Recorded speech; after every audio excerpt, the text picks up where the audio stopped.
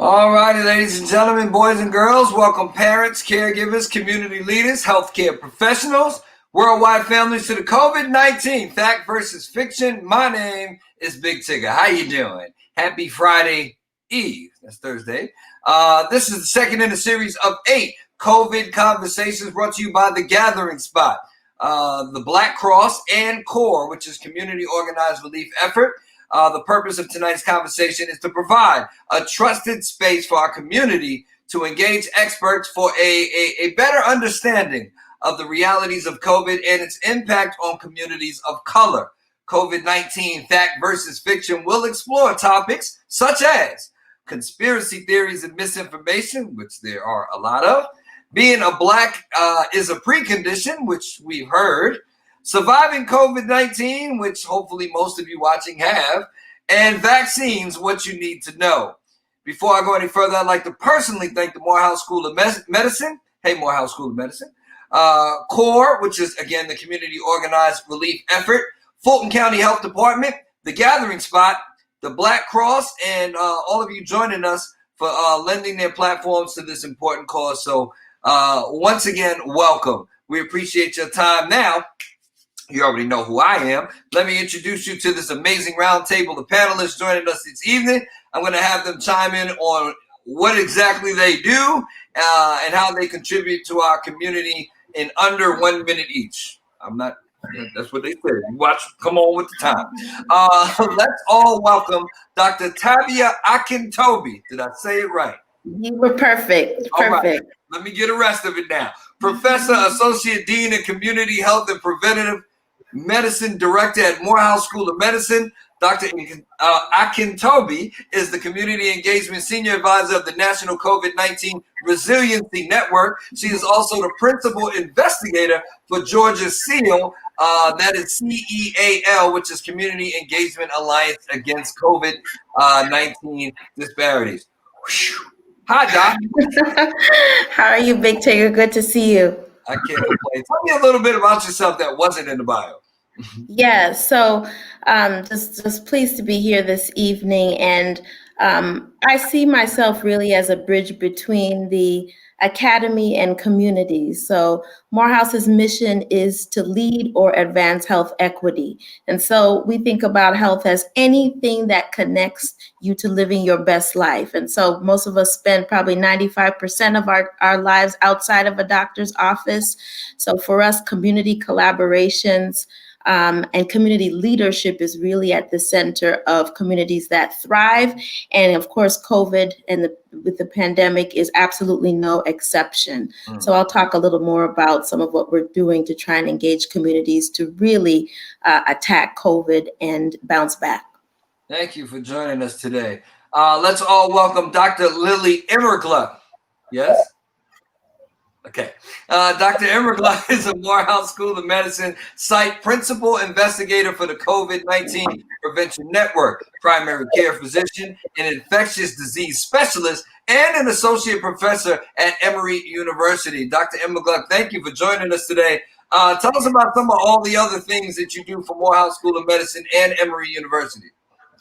Well, primarily I see myself as a primary care clinician and also pretty much have spent my professional career trying to find ways through my clinical care, teaching, and health service research to address the health inequities which impact the health disparities that we see.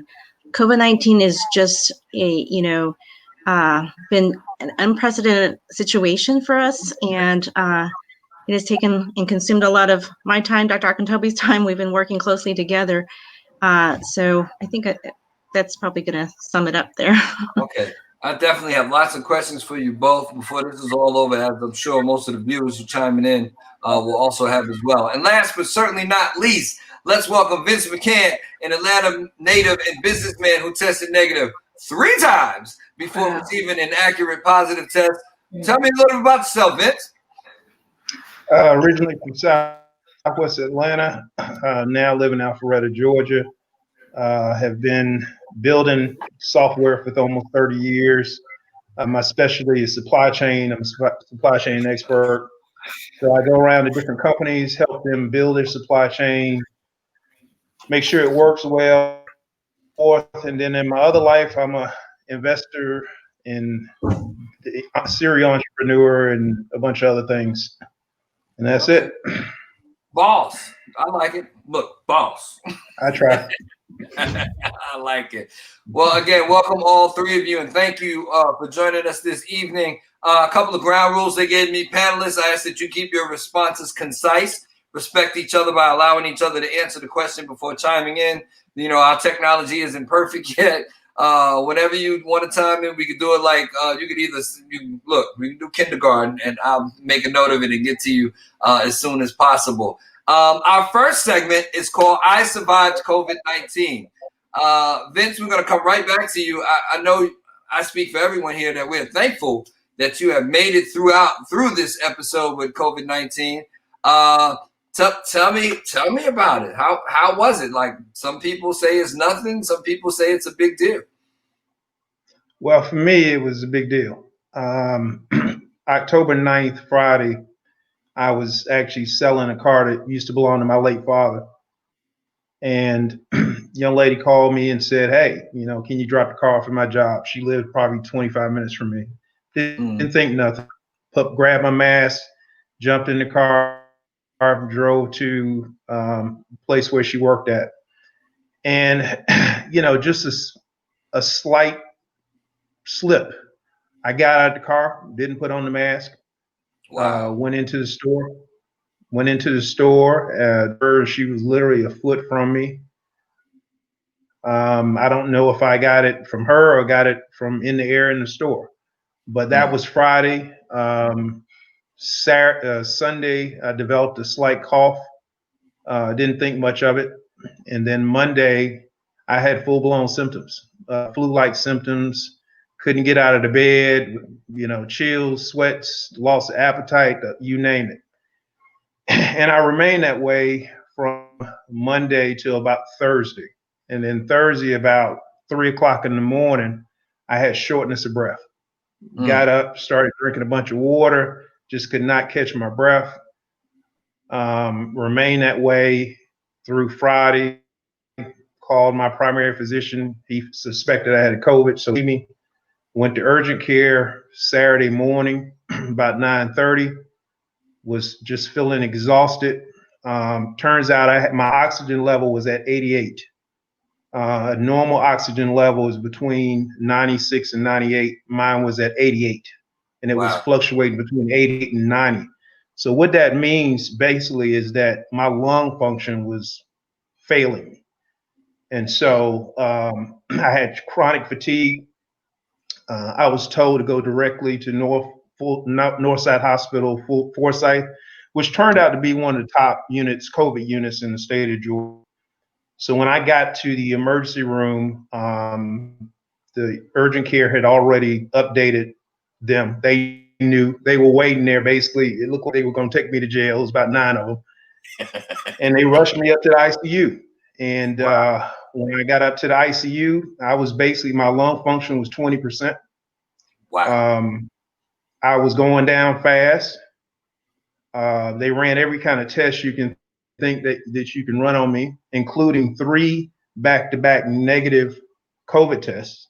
Really? And my doctor was convinced that I had COVID. And mind you, I had full-blown pneumonia when I was in ICU and didn't know it. And so my lung function was failing. I had full-blown pneumonia, and I was going down very, very fast. And so they worked on me for about 8 hours. And as I said, I had 3 negative COVID tests. The 4th test came back positive. And so when the 4th test came back positive, the team went to work. They basically hooked me up to IVs. I was on oxygen, and I was on a breathing tube. So I was on supplemental oxygen pretty much for the 3 days that I was in the hospital. What saved me is that my body was in very good condition. And as it was told to me that, when you get COVID, the first thing it does is attacks your lungs, it attacks your heart, it attacks all your major functions. And everybody, 5 people can get COVID, and you'll have 5 different responses. It's Wow. just based on your DNA and how it interacts with your body. For me, it attacked my lungs. And so my body instinctively fought back. Thankfully, my body responded well. It was rough about maybe a day. And then after that Sunday, my body started to stabilize to the point where the doctor came in the room and said, we're probably going to let you go the next day. Now, to make a long story short, and I know I've been long on this, they gave me one thing to do. They gave me a breathing apparatus to force my lungs to breathe on their own. And so what I was instructed to do with this apparatus was to blow into it and get the ball to kind of go up in the air. First couple tries, I couldn't do anything. And I was still on supplemental oxygen and in the COVID unit. And so I kept trying, and then something in me said fight. It just said fight. And so I spent probably an hour, about 5 a.m. in the morning on Monday morning, just trying to get myself to be able to blow that ball up in that machine. And I just kept trying and kept trying and kept trying. And then after 15 minutes, I was able to do it, to the point where after an hour, I looked at the machine that was hooked up to the oxygen machine that was hooked up, and I was blowing a 98, which is very, very good. And then my oxygen level went from 98 to about 95, which is a tremendous improvement from 88 from where it was. So that showed that my lungs were actually able to sustain themselves, and I was able to breathe on my own Monday morning. It was extremely scary. I had a lot of conversations with the nurses and doctors while I was there. I wanted to know everything I could know about COVID. I wanted to educate myself, and the biggest thing is I wanted to share my story with anybody that would listen, because a 10-second decision almost cost me my life. Wow. And that's what I want people to know is that this COVID situation is very, very serious. It's not playing games. It's coming after you. It will take your life. And in a split-second decision could have cost me my life. And if my body had not been as strong as it was, I would not be sitting here talking to you. That is an amazing story. We're absolutely glad that you were able to catch it and get the appropriate care.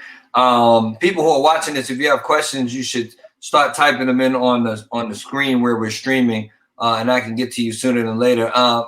Vince, let me ask you: Did you end up doing contact tracing and all of that afterwards? No, well, yeah. When I was discharged on Monday, and I immediately went into a 7-day quarantine at home. Okay. Where I had to separate myself from my family. My son, turns out he got COVID. He's still in quarantine. He's still in his room. Wow. So he's in one end, and he didn't get it from me. He got it from somewhere else. My wife has been quarantined away from me. I came out of quarantine Monday because I came out of the hospital Monday. So I had a 7-day quarantine from Monday to Monday. But to answer your question, yes and no to a certain degree. For me, it was just all it was a blur. And when I came home, I just basically went on bed rest and just stayed there and just had to learn this new way of life. I have a little cough that pops up from time. It's a symptom of that people have post-COVID. And I'm just managing. Speak a little bit briefly about how challenging it is to be basically living alone in your house. Your wife's over there, your son's over there, you're in your own quarantine. How challenging is that? I mean, I'm sure you love your family a little bit. Well, let me take it back one step to give people a real life. When you're in the COVID unit yourself, you can't receive visitors, anything. The only people you see is doctors and the nurses. And so the biggest thing is I want people to know is that there are a lot of people that are dying alone. There's a lot of people that are in the COVID unit that their wife and their spouses can't, their kids, you can't receive any visitors. So that was a humbling moment for me because my wife literally dropped me off in the emergency room and that was it. She couldn't see me anymore. And then when I came home, I'm in one room and she has to have a mask on to stick her head in the door to give me food and different things inside. And even my doctor's visits, you know, she would have to mask up. I would have to mask up in the same car to go to the doctor's visit. And I've been to several. And it's weird. It's very weird living in a house and having to separate yourself from the rest of your family. I, with his mask on, headed back upstairs. And, you know, like I said, he's still in quarantine. So he has to walk around with his mask on in the house. So, you know, it's a truly unique experience. I'll get you out of here on this one. What would you say to people who aren't taking this virus seriously? Your story says you made one slip up. You were doing all the protocols, everything, and basically shifted your whole life. What would you say to some people who believe it's a hoax or it's not real or they can't catch it or any of those above? Well, let me say this. I've lost 5 people that I know to COVID. And as I mentioned, while I was in the unit, a young lady in her early 30s passed. You know, this thing is for real. It's for real. And I thought one way before I got it, and I was taking all the precautions. Then after I got it and went through what I went through, you know, I by the grace of God, I'm still here because it was a struggle. I mean, that week, that 7 days was a real struggle. And when I got to ICU and I'm hooked up breathing tube and an oxygen tube, and I got lung function of 20%, and the doctors are looking there and they're like, you got a 50-50 chance of making it. You know, things become real. Right. And the only reason that I'm sitting here talking to you all is because my body was just in excellent shape and it was able to fight back. A lot of people, you know, have pre-existing conditions and different things. And with this virus, you don't know how strong your body is until it gets attacked. You just don't know. And when you're under attack, your body is fighting. And if there's a weakness or you have any pre-existing conditions, things like that, this virus is going to go look for the weakness, and that's what it's going to attack. Well, we're glad you were able to survive and you're still here with us and sharing your story today. We appreciate you. I alluded to some of the issues that are going on in our community as I lead into our next segment. The first topic we're going to kind of talk about is called managing the COVID-19 infodemic. The coronavirus COVID-19 is the first pandemic in history in which technology and social media is being used on a massive scale to keep people safe, informed, productive, and connected.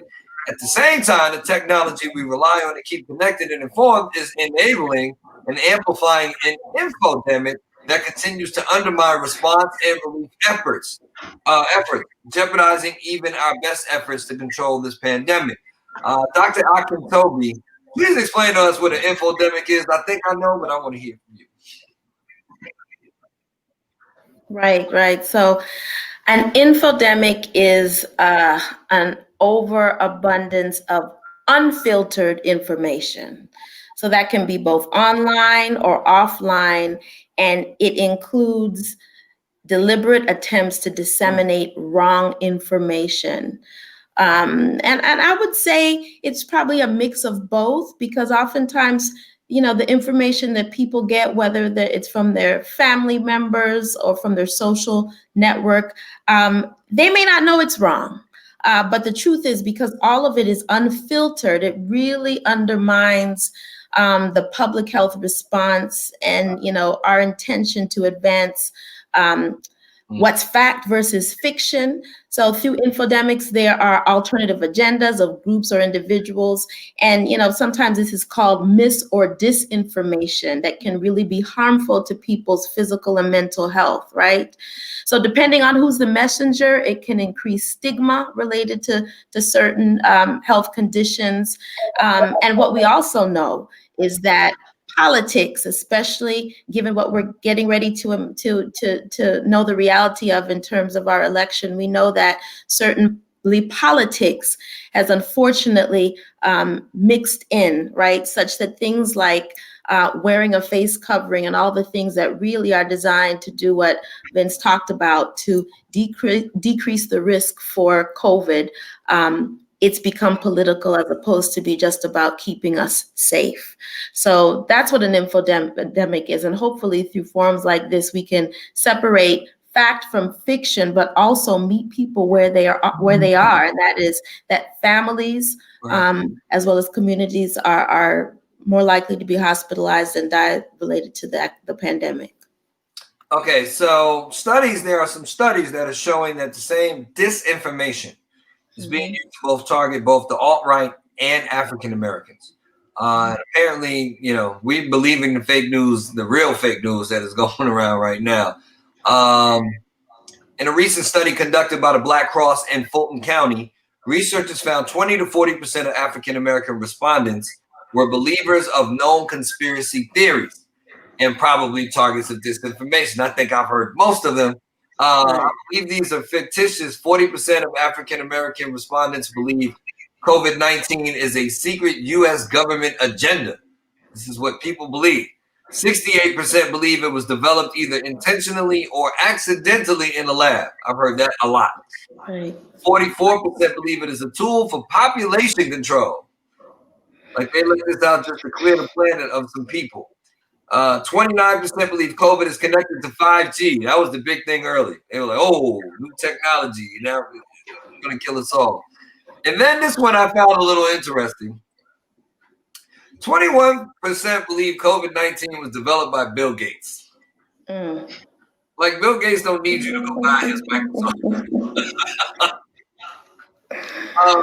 Tell us what experts know about the origins of coronavirus and COVID-19. So what we do know is that there is no evidence that COVID-19 was deliberately planned or that Bill Gates or has any links with such plans. So COVID is believed to have spread from an animal to a person, much like MERS or SARS, for those of you who may recall several years ago. So there's no indication or publicly available evidence suggesting that the coronavirus was designed. Okay. And so, something that I think is really important for us to consider, irrespective of the origins, and of course, that whole infodemic with a lot of the information that you've described in terms of where people think it came from, we're trying to dispel the myths related to that. But what we do know, right, is that COVID is certainly no respecter of persons. It is here. And as Vince described, what we do know is that the virus that causes COVID-19 is most commonly spread between people who are in close contact. It's a respiratory-borne infection through droplets and particles. And we know the 3 W's of wearing your mask, watching your distance. All of these things are what can keep us from death and illness. So what we want to do is make sure that people understand how to keep from getting it, how to keep themselves and their families safe, and then really the path forward as we think about potential vaccines and meeting people where we are in that space. So the conspiracies, et cetera, we must acknowledge where people are and dispel those myths. But the fact is it's here and we want to protect ourselves. So COVID not floating around on mobile networks or radio waves? No. That we do know. And it is not born or it's not something that anyone can get through radio waves. I think in the past, when we first got cell phones, we thought everything was coming through the radio waves, right? But COVID, certainly like other things, does not happen that way. So we'll continue to think through this with anything that is brand new with this no man's land with the coronavirus. We know that there will be different ideas about where it's come from. The truth is that it is here, and we need to make sure that we do what we can to stay safe and certainly keep our communities safe. Dr. Akintobi, unfortunately, not all the misinformation is that far-fetched. There was that thing that 40% of African-American respondents believe COVID-19 is just like the flu. Please tell us in what ways COVID is not like the flu. Well, I'd actually like to punt that question to Dr. Immergluck because she really is our flu expert. So Okay. I think she'd be great to talk about myths and facts related to the flu and COVID. Thank you, Dr. Akintobi.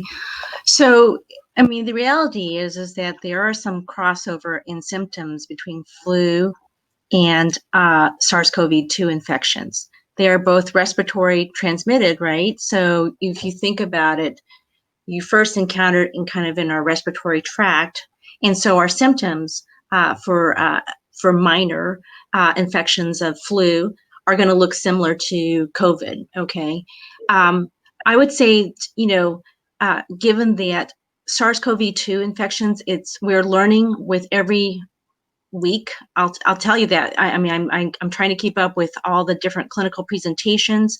Now we're starting to see more kind of what we call long COVID symptoms. But for the acute symptoms, especially as we head into flu season, there's a lot of crossover.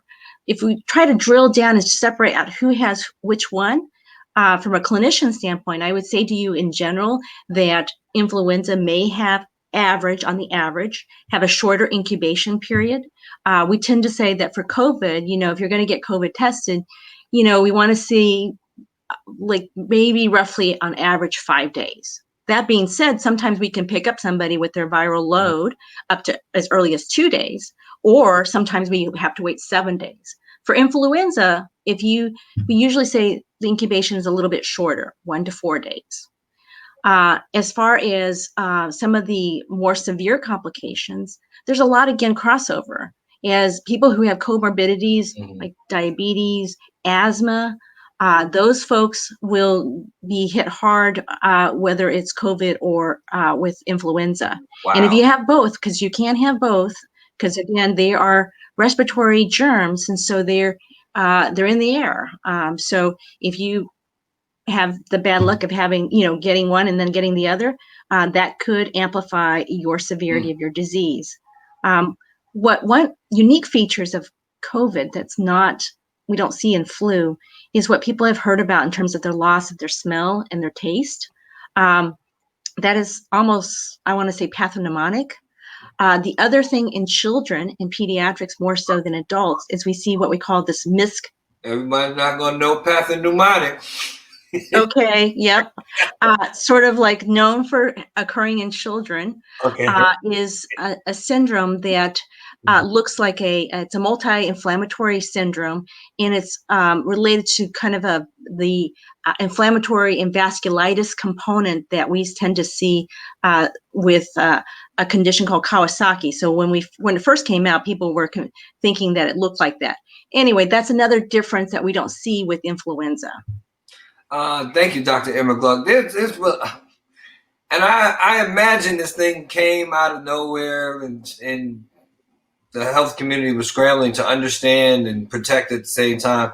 I've heard that asymptomatic people can transmit. Then I heard that asymptomatic people can't transmit. What is the truth? Okay. So I'm going to tell you that when I'm a part of the American Academy of Pediatrics on their section on infectious diseases, and we had a COVID-19 preparedness series, and this started off in April. In April, I gave a lecture and I said, we believe that there's about maybe 20% asymptomatic people who might have COVID infection. Today, October, it's no longer that way. We say 40, even maybe more than 40% of people may present with an asymptomatic infection if they have COVID-19. So what that means is that they got exposed to the virus that causes COVID-19 disease, SARS-CoV-2, and for whatever reason, they did not necessarily develop symptoms. They might have like a minor thing that they just say, oh, it's allergies, or, oh, I just have a little sniffle or a minor cough, and that's it. They never go see anybody for it. They never are concerned about it. but they are transmitting it because just like Mr. McCant said, it's super infectious. I think of SARS-CoV-2 is one of these germs that is like one of those little kid toys that where you just throw it on the wall and it's like sticks. That's what I think of with SARS-CoV-2. So it's very infectious.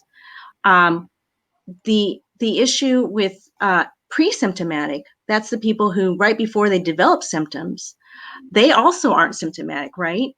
But they're highly contagious. They're highly contagious at that time period. And that's right before they become symptomatic. So if you walk around and you say, oh, that person doesn't look like they're sick.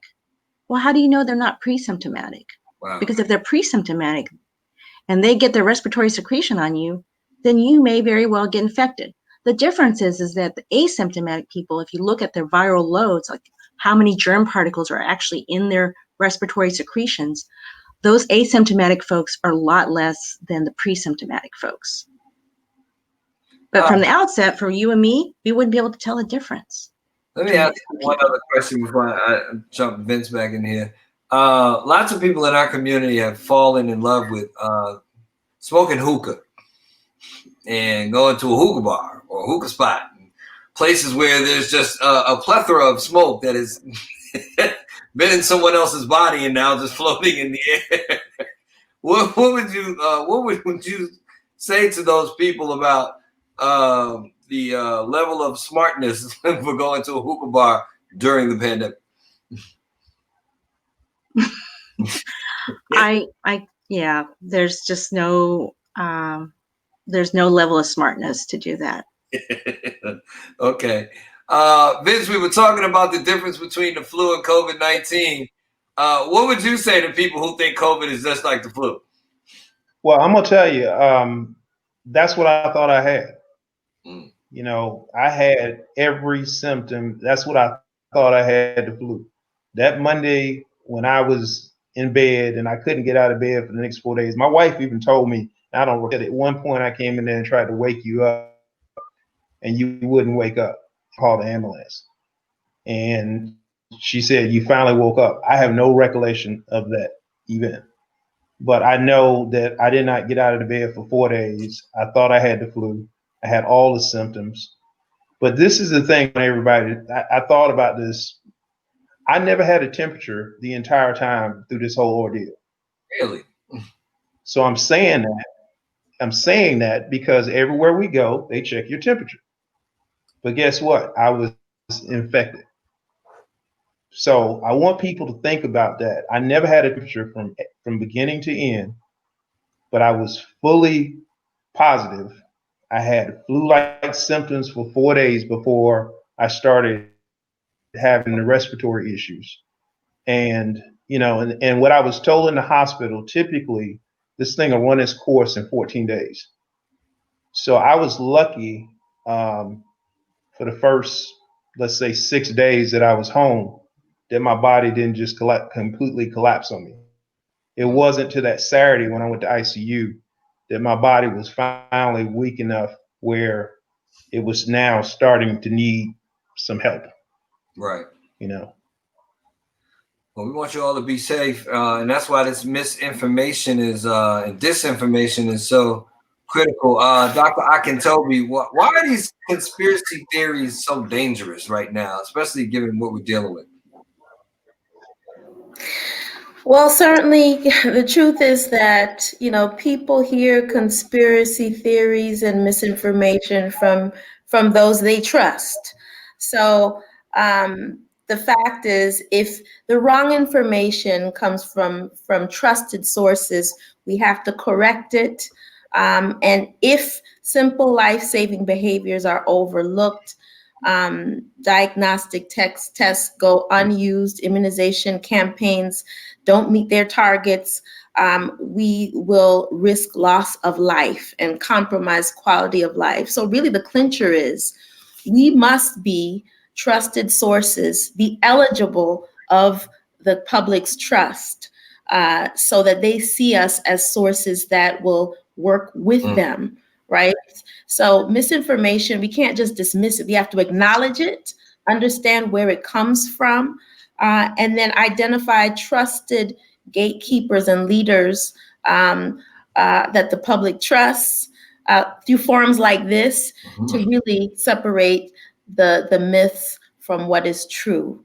So Georgia SEAL, or the Community Engaged Alliance Against COVID, is designed to do that. So this platform is one way, but certainly through galvanizing community leaders who are not in the academy, but who are in the public, who are trusted in the community and not on a website, right? But we know that their voices matter and people will listen to them.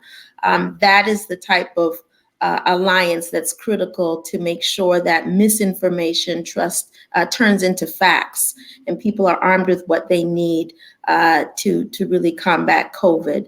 So we'll certainly share more information about that network. It is public, and we invite you to collaborate with us because we want communities to co-create the right messages based on where they are, so that folks will listen and then act, and so we can save lives. I'm sure this misinformation and infodemic is definitely fueling the level of mistrust in the community that is existing right now. How do we combat this misinformation and disinformation? What should people do? They don't know. They said this. They said that. He doesn't believe this. And then there's people on YouTube University, and then there's Instagram University, and all of these people who are apparently in the know. How do we combat and actually get to knowing who is actually knowing what they're talking about? Right. Well, certainly you got to check your sources, and it really is tough because when I look at my kids, speaking from the personal and professional. There's so many distractions through social media and all of these spaces, but a part of it is knowing which sources are credible. CDC.gov or COVID.gov. FEMA is another source that you can go for credible information on COVID. And actually through FEMA, FEMA, you can go, there's actually a Mythbusters site there, and that is updated regularly. So you can check your facts with all of the places where they're actually housing all of the conspiracy theories and dis or misinformation on COVID. So there's actually a place where you can go to do some fact checking. Okay.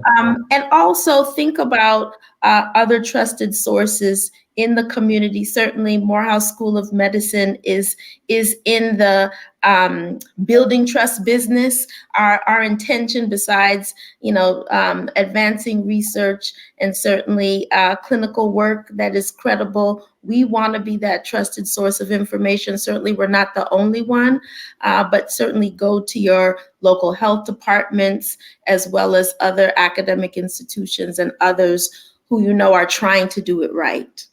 Nice. So these are some of the things that folks can do. Okay.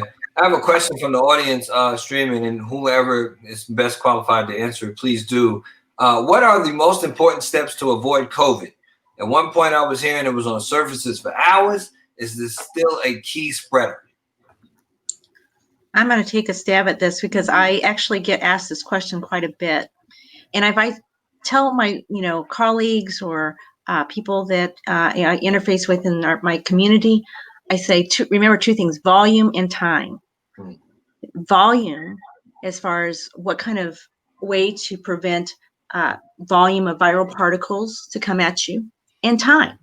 How much time are you spending in some stationary place that's going to increase your risk with that volume?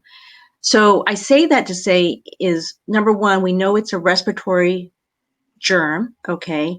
And if we just do the fundamental thing of wearing our face mask, it's a barrier. It's a barrier to protect the other person. Now we are moving into the discussion of saying it's actually also protective for you as well. You don't need that N95. You just need to have, if both people are wearing that barrier, just by common sense, it's not going to be able to, it's going to decrease the risk for somebody bringing in something into your respiratory tract.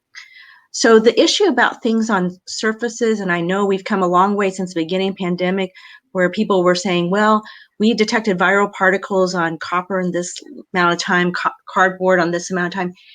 There are two issues. One is the infectiousness of those viral particles. How likely is it actually going to transmit it? Just because we could detect that virus doesn't mean that it's actually going to infect you. But the most important thing, whether you're handling something like copper or cardboard or steel, is to wash your hands, hand sanitize. I mean, that is a fundamental rule. And don't touch your face, because where's your respiratory your respiratory cells? It's near your face. So I would say, in lieu of like worrying about which surface you're touching, is to hand sanitize with your favorite alcohol wipe or gel. I'd add one thing that I think, this COVID time has really inspired in all of us, and that's kind of, it's really allowed some of us to really kind of do some introspection, right? Think about, what do I really need to do better towards being the healthiest I can be? And again, Mr. McCant brought it up and, really alluded to the fact that, his experience with COVID was rough, but he knew that he probably was in a good place physically towards a quicker bounce back. And so what we do know that this is not about race and ethnicities. It's not about genetics. But certainly there are some factors related to pre-existing conditions like diabetes and cardiovascular health that can place people at risk. So we know there are also risks for risk. And so we know that diet and exercise are some of those things that we can start to think about now. So in the immediate, certainly all the things that Dr. Immergluck talked about in terms of wearing the mask and being physically distant, those easy things that can prevent COVID now. But really, this is an opportunity for us to think about, what can I do to take care of myself that moving forward could make me less susceptible to something like COVID. So we're all having to think about that. And I think it's a great time for us to kind of consider things as we move into this new year. Thank you both for those answers. You brought up ethnicity, so I think that's a perfect segue to our next section. Being Black is a precondition is the title of this section. This should be interesting. Dr. Akintobi, at the beginning of the pandemic, a lot of Black people, and I do mean a lot of us, will say, "Oh, Black people are immune. We can't just that ain't for us. We ain't gonna get the virus." When in fact, we are actually preconditioned and somewhat more susceptible to the virus than our white counterparts. This fact, to date, roughly 44,000 African Americans have died of COVID-19. And if they died at the same rate as their white counterparts, roughly 22,000 would still be alive. When we hear being Black is a precondition, what exactly does that mean? Well, we really do need to unpack that thoughtfully. And the truth is, it is not about being Black. Okay. And so it is not about our genetics. And when I say I say it as a collective when we think about Latinx communities, Black communities, and then Native Americans that are disproportionately affected. But what we need to unpack is what is behind that, right? So there are a lot of social and structural factors that communities of color and those who are African American or Black are more likely, right, to experience, right? So people of color are overrepresented in essential service industries. And so because of that, they're more likely to be exposed, right? So a part of that means that, if you are an essential worker, that means you're less likely to be able to stay at home and quarantine, right? You are less likely to be able to have a job that allows you to be at home. You're more likely to be in a low wage job where you don't have health insurance, right? So that access to care that would allow you to find out early and get care earlier. You're less likely to have paid sick leave, childcare, all of those things that for many people made this thing easier or harder. And this doesn't represent all of us, but when we think about the population and racial and ethnic groups in general, that also means that in some instances, we are more likely to live in multi-generational households, right? And when I say households, really, sometimes it's not a house. It may be an apartment where there's less likely, you're not able to be 6 feet apart from someone. Right. And if one person is exposed, then more are. So these are some of the factors that are not about being Black, right? But they're about the kind of the social and really the politics that needs to change with respect to where we are in terms of position. And what we also know is that stress matters. Mm-hmm. And stress and our immune system, these things are real. So structural racism, and of course, we really had an epidemic that kind of conflated with this pandemic. Social injustice, all of these things, they weren't new this year. The truth is, maybe they were. The cover was taken off of those things that existed, but those things all bundled together are a part of why sometimes people think that race is a predisposing factor. But hopefully you hear what I'm saying. It's Right. not our genetics, but it's a bundle of all of these things that create increased risk. And then the preconditions. We're more likely to have preconditions like diabetes and cardiovascular disease. So sometimes it's one of those factors for a person, but sometimes it can be a combination of them. Okay, I'm gonna give you a term that I definitely don't know, so I need you to break this down. The allostatic load. What is the allostatic load in relationship to racialized intergenerational trauma, stress, and disease burden? Wow. So stated differently, and I'll try and say it in layman's terms. So there is an accumulation, let's just say, meaning that it's not just one thing, but over time, our experiences of the stress related to discrimination, and some of those things are not, big, but they're daily experiences of discrimination, whether you are a Black male or a Black female, and depending on where you work and what you experience every day at work, personally, or with the healthcare system, all of those things add up and can compromise your health, right? And the way you may meet experiences with risk for COVID. These things create a load that is not just in our head. It is real and can compromise our immune systems when we think about being able to battle some of the onslaughts of something like COVID. So stress is real. Experiences of discrimination are real. So coupled with, the realities of having to shelter in place, even if you've not gotten COVID, there are mental and behavioral health stressors that come with this new experience of 2020 that we cannot ignore. And so allostatic load is kind of the clinical term that is used in part to describe the fact that this is real and it can affect not just our psyche, but our physical health as well. Thank you for that, because I was like, I got new words. Dr. Immergluck, you practice pediatric medicine. Along with the myth that Black people are immune, there were a lot of people who thought, well, that kids, like young kids, were immune. Is that or is that not true? And are there different factors that make more kids more susceptible? So this has been something that's been on my mind from the get-go, because I felt like in the beginning of this pandemic, people were just not dismissing, but first of all, there's a shortage of testing, and so we weren't really able to look at people who were mildly ill, and so we were seeing that children didn't seem like they were occupying the hospitals at the rates that we were seeing adults.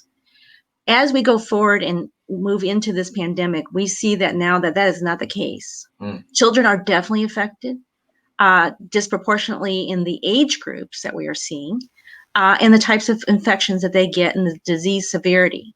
Now, a lot of the kids who are getting sick do have some comorbidities, just like an adult. So kids who have asthma, which, affects a lot of kids. Those are also, people who are going to get sicker from this. The reality is that, as we all are seeing the struggles with the reopening of the schools across the nation, it's because the data, the information on what's that transmission look like is harder to sort out, because we have different age groups and their risk for respiratory infection are varied based on the fact that they're developmentally, different from a, 5-year-old versus a 15-year-old. Also, we think that kind of immune mediated factors are also varied across the age spectrum. So all that is to say that, definitely transmission occurs in children, even children to children, and certainly children to adults in their household. We do know that. So we can't ignore that, and we have to figure out strategies to address that, because there are other facts, and maybe you're going to get into that, but there are other consequences of not having our children go back into the school system or have ways for socialization beyond what is the online learning model.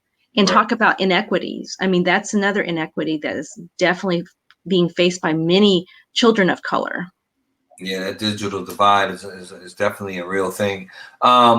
Given what we know about Black folks being preconditioned, what preventative measures should we all be taking? It's kind of sound like a broken record, but I'd just like to be on record.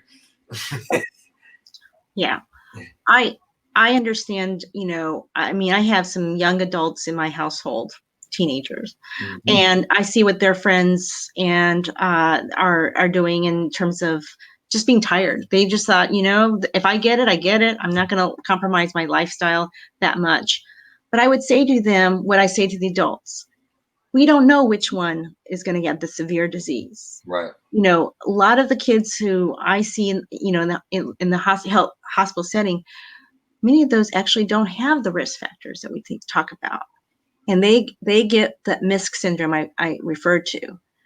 You just don't know. We don't know enough about this virus. We're learning about it all the time. So, how hard is it to wear that face mask?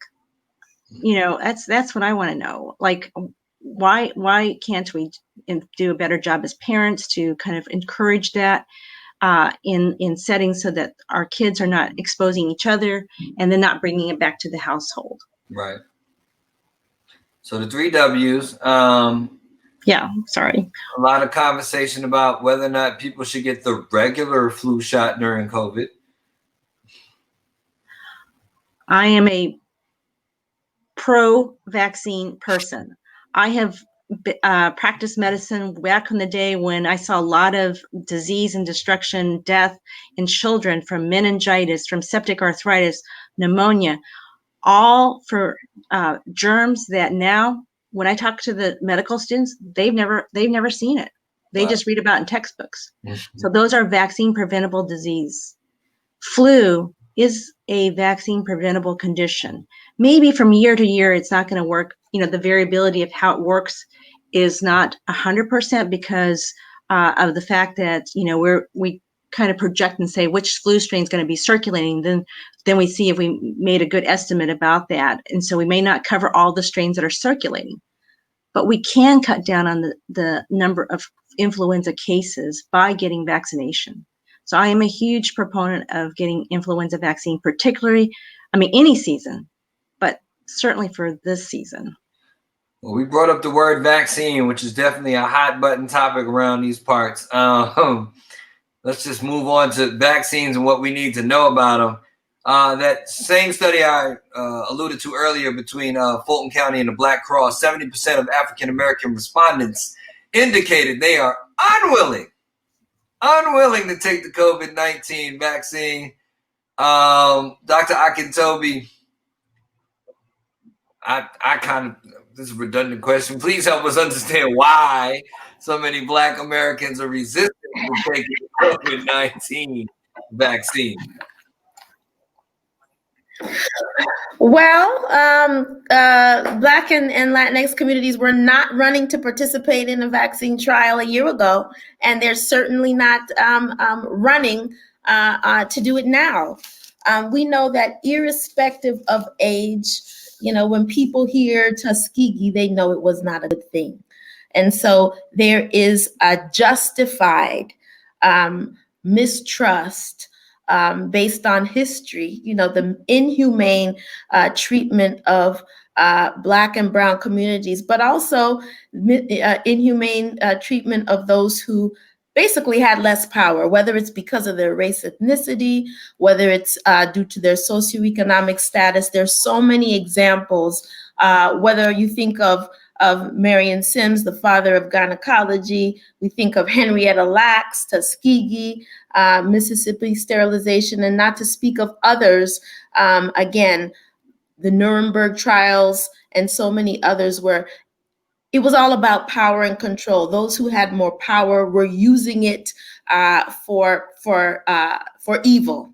And so there is a justified reason why communities of color, particularly Black Americans, are not running to participate in a vaccine trial. What we do know, though, is that if we don't find out what works well for us, there will continue to be vaccines that are normed for those that don't look like us. Therefore, we will not know how we can increase our longevity, etc. So our role through conversations like this, through collaborations where people like Mr. McCant and others are sharing their story of why this matters, all of it is the recipe towards us, again, acknowledging where people are and saying your voice and your participation matters. And I think really COVID is a teachable moment because it's not just about some research that will result in a response and a recovery way down the line, right? But now it might be about imminent death. We see family members, all of us, family and friends who have passed. Things changed from 2 weeks ago to now. People are gone.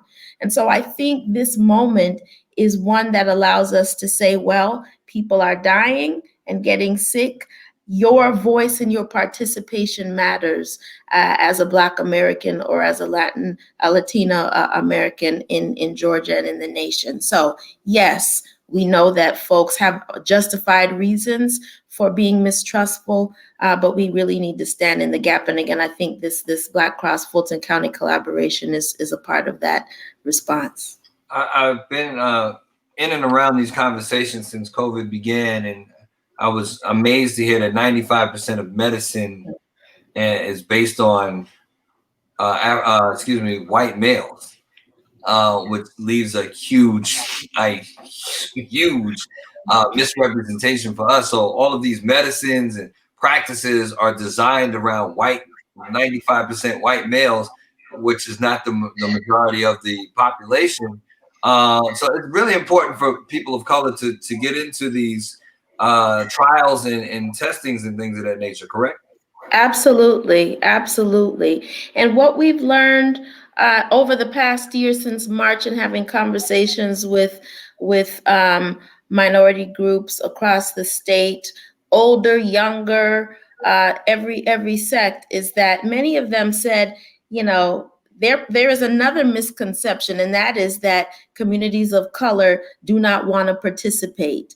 They said, well, we want to make sure, first of all, that the groups and the groups that invite us are trustworthy. But if I know something is going to save my family and my life, and it's positioned in a way that really speaks to my concerns, I will participate. Right. So I think that the thought is that, Black and Latinx communities don't care or they're not interested. They are concerned and they have justified mistrust, but with the right messenger and the right message, especially now, many are saying that they would participate. So it's really about us really presenting and engaging communities in the right way. Well, Vince, let me ask you, having been through it and survived, and we're happy you did so, knowing what you know now, would you encourage your family, friends, people watching right now to take a vaccine when it's available? Yeah, absolutely. I mean, for me, I mentioned it earlier. I had one outlook on this thing before I had it. I got an entirely different outlook now, surviving it. I mean, for me, when I was reading my name on this program and it said COVID survivor, that was a surreal moment for me. And that title will be with me for the rest of my life. As I mentioned, I have people personally that did not survive this thing. Right. I have one person that's in Chicago that almost died, and then after he survived, he had to have 3 of his fingers amputated due to bleeding. The most important thing that people need to understand about this virus is that there are lingering conditions that you can and will or may develop that will be with you for life. I have this cough. This surprise, I haven't coughed at all. I'm getting better, but I have this lingering cough that comes and goes at times. And when I shared my story on social media, I got bombarded with people calling me, DMing me, telling me their stories, that they were currently going through it, that they had been through it, even complete strangers that were terrified because they had been diagnosed positive and they didn't know what to do. I mean, in a week's time, I probably talked to 15 people that were affected. And it was an eye-opening experience for me. So the thing that I'm saying, I want people to understand, this thing is real. It is real. And that was one of the reasons why I went forward with my story and I was public, because I wanted people that knew me to say, oh, he got it. Right. Now I can take this thing serious, because I've been to a few places before I had it, and there were virtually maybe 1% of people wearing masks. And people are just not taking this thing serious. Agreed. Dr. Emma, thank you for that, Vince. Dr. Immergluck, some people believe herd immunity is the answer, the solution. It's going to save us all. You're already shaking your head. Tell us why that is not the case.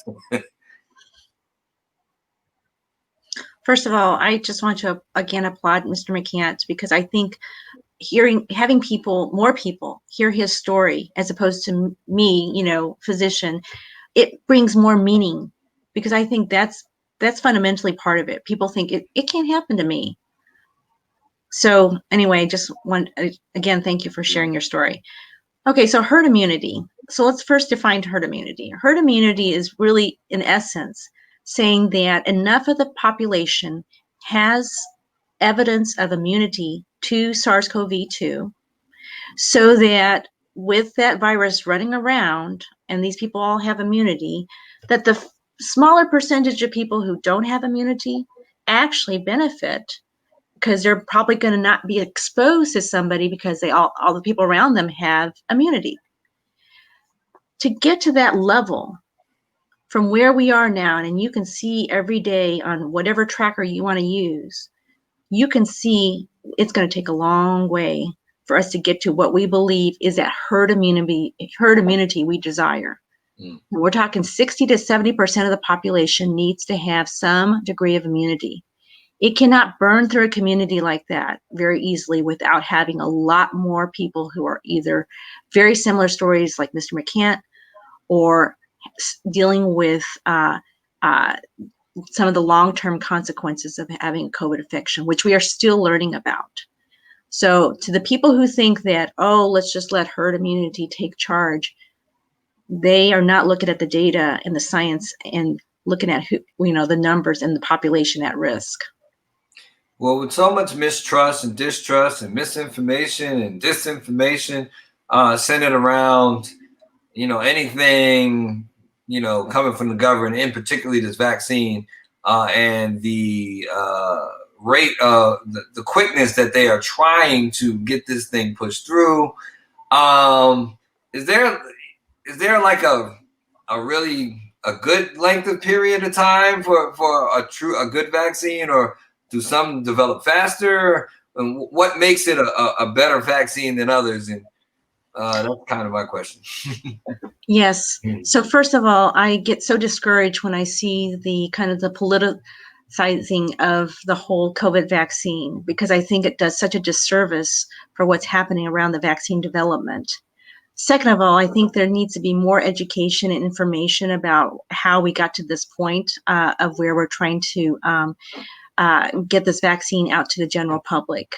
What people don't recognize is that in this unprecedented time of a global pandemic, global leaders, scientists are all pulling their efforts together.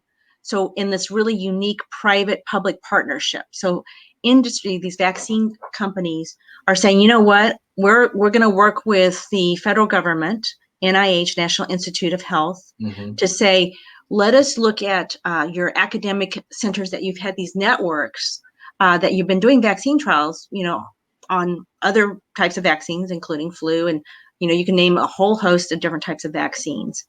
And then we are doing something so never occurred before. We're all pulling our efforts together to try to get the vaccine through the different stages.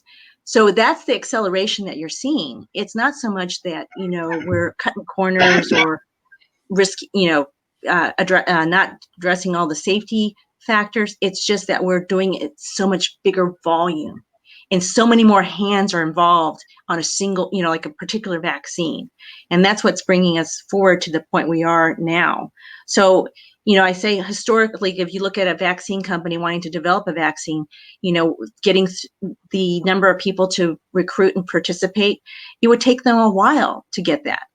Now we've got hundreds of sites lobbying, trying to get participants all at the same time. And that's how we're getting the numbers of participants, so we can get the data results faster. Any truth to the thought that whoever gets it first won the race, and now they get to monetize it and, take all our money, and it may not be the best, but it's first. So, we're going to roll with it because it's going to come out first. And then how much is this immunization going to cost? So on that note, I think, each vaccine company that is, going through these different stages, what we call different phases of a clinical trial, they're on their own. They are on their own race, if you want to put it that way. They had to, each one of these, my understanding is they've been basically betting that their vaccine will make it through all the hoops to get out there. So they've been stockpiling of sort, so that when they get to the final end of the race and they say, we've passed all the different regulatory and safety guidelines, we are prepared to distribute it to the general population. So it can't be that we, get to that point and then we're trying to make it, because then that's going to take some time to actually get it to the general population. Right. So I would say that, whether it's one vaccine or two vaccines, or, the people the companies are kind of at that phase 3 step, which is right before it goes out to kind of post-licensure state, that we could have more than one vaccine at that point. They're different, but they're same, so is one better than the other? Sorry, go ahead. Effectiveness or viability be different from vaccine to vaccine? So that's what we're at now. We're trying to make sure about what we call the efficacy of each vaccine in these phase 3 trials. Those, each of them, we're trying to recruit about 30 to 60,000, depending which vaccine candidate we're dealing with. And once we get those folks in there, we don't know, that data is still kind of like being collected. Right. And that's so that we don't have a bias. So it's kind of what we call blinded. So the researchers, the physicians, the people who are participants, we all don't know, until they get to that 30,000th person, and then they start to look at the data. Right. Dr. Akintobi, one of the other conspiracy theories running around our community is they're going to put a microchip in the vaccine and make everybody take it so they can track us all. No. Technology and all of these things that are not as new anymore. This whole notion of being tracked and your personal information being shared, that's among the things that we try to make sure that we have assurances such that people know that their participation will not be connected to anything that is more than us seeing whether the vaccine can be effective. So, there are questions like that. That's one conspiracy theory. But then some people are concerned about participation because, it might be connected potentially to their status, right? Their immigrant status. That's something that we also hear a lot as well. And so through research, our intention is to make sure that it is both confidential and it does more to protect than it harms, right? And so for all of the sites, including Morehouse School of Medicine, through things like Georgia SEAL, where we're really just looking to get community voice towards the health communication, in terms of how people think about and get ready to participate in a vaccine trial, all of it is designed to first do no harm. And so that notion of the chip is one extreme example, but even on things that are more basic, we want people to understand that this is about their health and it won't be connected to anything that will identify or out them in any other way. So it's really important that we talk about these things. So I appreciate the question. Do you see an instant or a situation where, like, it's hard to send your kid to school without immunizations? Do you see an instance where in the workplace, I'm sure they might get insurance breaks if their whole staff is immunized? Do you see a thing where you could be required to have the vaccine in order to get a job? Or to take your kid to school? Dr. Immergluck, you want to take that one? Well, many states, so the American Academy of Pediatrics has been working hard to try to increase the vaccination for vaccine preventable conditions in childhood. So the whole vaccine hesitancy issue is not something that's foreign to a pediatrician anywhere in this country. And I say that because if you think about, there's been a lot of anti-vaccine sentiment that's been growing. And you guys have probably all read about like measles outbreaks, pertussis outbreaks. Those have come up because of the sentiment that's been circulating around the fear of vaccinating our children. And so many school systems now, and actually through kind of state legislature, that they are requiring now that we vaccinate our kids against these vaccine preventable conditions for the very fact that we want to try to drive down these rates of diseases which are so preventable. I mean, if you haven't seen a child suffer and die from pneumococcal meningitis, you can't appreciate what that means. I can tell you, I've seen a number of kids who've died from diseases that now, like I said earlier, medical students, residents just never seen it. Right. So, I don't want to say I support, but I do support trying to not mandate, but, strongly encourage getting vaccinated if you're working in a setting that you're exposing to other people who might be at risk. Okay. Well, I want to thank all of you for your time this evening and the insight. And, there's so many things that I learned personally, and I hope everyone viewing learned. Dr. Immergluck, if you have a closing statement, go ahead. Get your flu vaccine as soon as possible. Please encourage everyone in your community to do the simple face mask, not the gaiters. Maintain social distance and try not to touch your face, and do a lot of hand hygiene. Thank you very much. Vince? I mean, just simply be careful.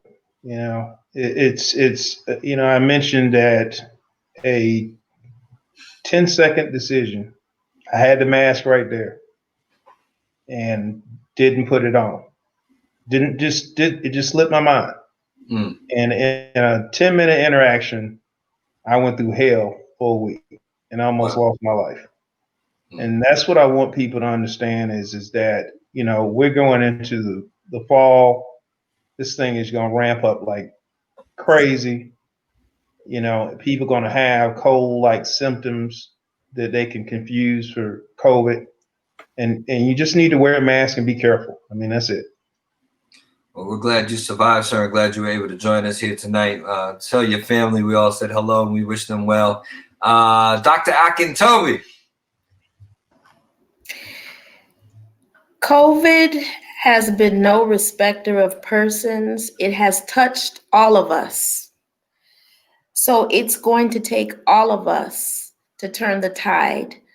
I want people to know that their voices matter and their participation matters, not only in the conversation, but in the research. So Black and Brown communities, it requires us to turn the tide. So your voices matter and we want to hear it. So certainly you can be in touch and go to Morehouse School of Medicine to learn more about Georgia SEAL, but it takes all of us. And we so appreciate this opportunity to talk today about turning the tide towards healthier communities and really fighting this pandemic. Well, we appreciate you all. On behalf of the Gathering Spot, let me get all my people together before I get yelled at. On behalf of the Gathering Spot, BLK+Cross, CORE, Community Organized Relief Effort, and of course the People Station B103 would like to thank y'all all for joining us this evening for a live and in color COVID-19 fact versus fiction. Thank you all again for your time, your insight, and yeah, I'll see y'all tomorrow on the radio. Thank you. Thank you. Take care. Bye-bye. Already.